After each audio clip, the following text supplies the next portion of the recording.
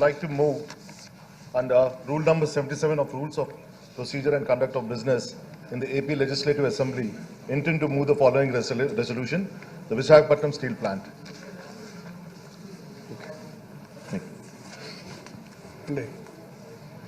Resolution. మీరు చదివేయండి. Rashtriya Ispat Nigam Limited, the corporate entity of Visakhapatnam Steel Plant, is a Navratna company under the Ministry of Steel, Government of India. It's the largest public sector industrial unit in the state, creating employment opportunities for close to around 20,000 people, directly and many other indirect employment opportunities in the city of Visakhapatnam. It is India's first shore-based integrated steel plant and a producer of long steel products catering to the requirements of the construction, infrastructure, manufacturing, and the automobile sectors. This plant was realized only after many sacrifices by the people of the state of Andhra Pradesh. The people rallied for the Visakhapatnam steel plant, and in the process, 32 people have laid down their lives. On the 17th April 1970, the then Prime Minister of India announced the government's decision to establish a steel plant at Visakhapatnam, culminating the decade-long public agitation, Vishakha Ukku, Andhrula Hakku, in the undivided Andhra Pradesh. A new company, Rashtriya Ispat Nigam Limited, was formed on 18th February 1982. The Visakhapatnam steel plant was separated from SAIL, and RINL was made the corporate entity of Visakhapatnam steel plant in April 1982. The RINL has also two subsidiaries in Orissa Mineral Development Corporation and Bisra Stone Line Company. The OMDC has 6 iron ore mines in Orissa but yet to commence productions. Speaker sir, it's a fact that the plant has had a good performance between 2002 and 2015, earning profits and possessing positive net worth. The plant has pragmatically turned around in 2002 after being reported to BIFR as a sick company.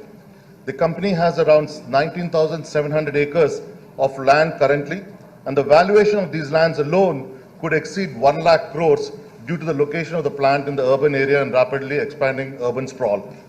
The reasons for poor financial health is one of the major structural issues that also leads to high cost of production in the absence of captive buying, thereby affecting the profitability. It has to buy the iron ore at a market price from NMDC, which is a lot higher than the market price.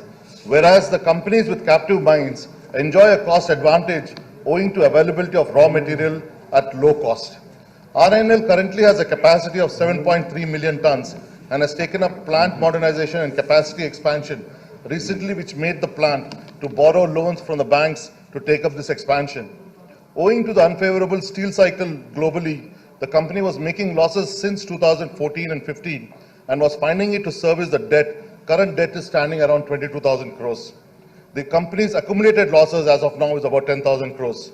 And the borrowings, the cost of the borrowings of this company stands at 14% interest rate. The issue of strategic disinvestment, the Cabinet Committee on Economic Affairs, Government of India, in its meeting held on 27th January 2021, accorded in principle approval for 100% strategic disinvestment of Government of India's shareholding in RINL, along with the RINL stakes in subsidiaries and joint ventures through strategic disinvestment by way of privatization. Our Honorable Chief Minister addressed the Honorable Prime Minister on 6th February 2021 and again on 9th March 2021, suggesting various measures to turn around the steel plant and insisting to reconsider the decision of the disinvestment of RINL.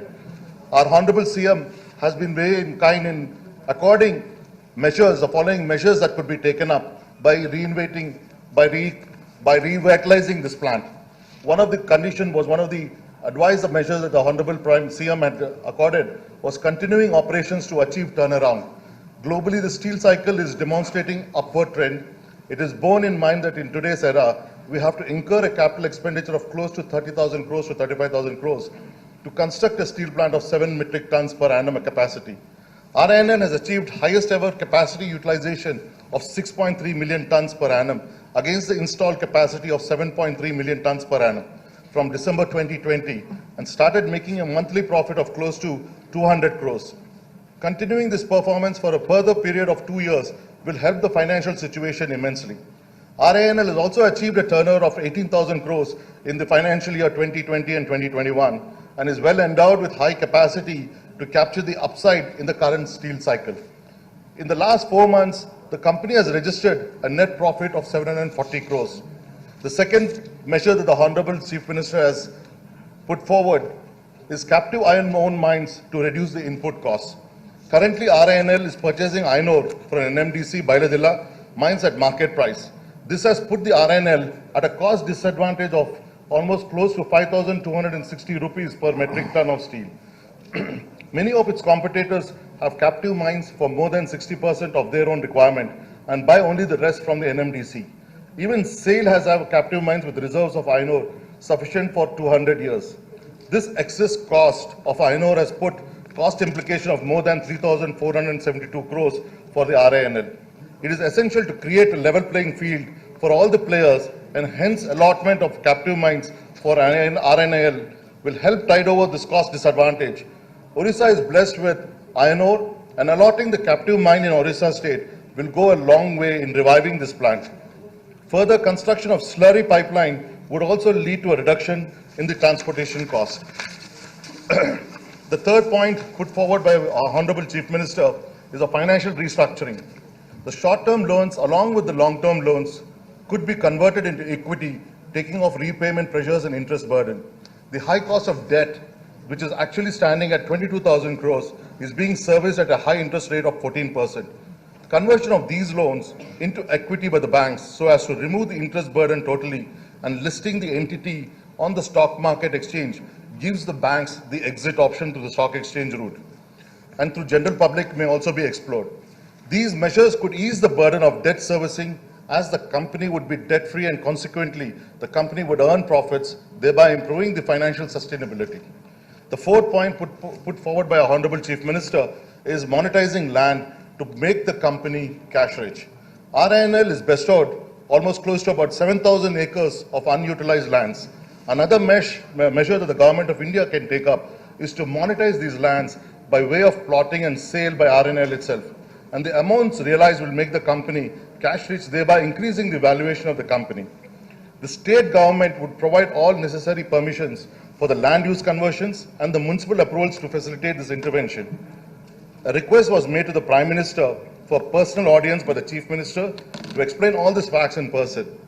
Also, it is requested to give an opportunity to lead an all-party delegation along with the trade union leaders under the leadership of Honorable Chief Minister. Now, therefore, a resolution is moved today in the House against the proposal of Government of India, that is 100% disinvestment of RINL through privatization to protect the interests of the people of Andhra Pradesh.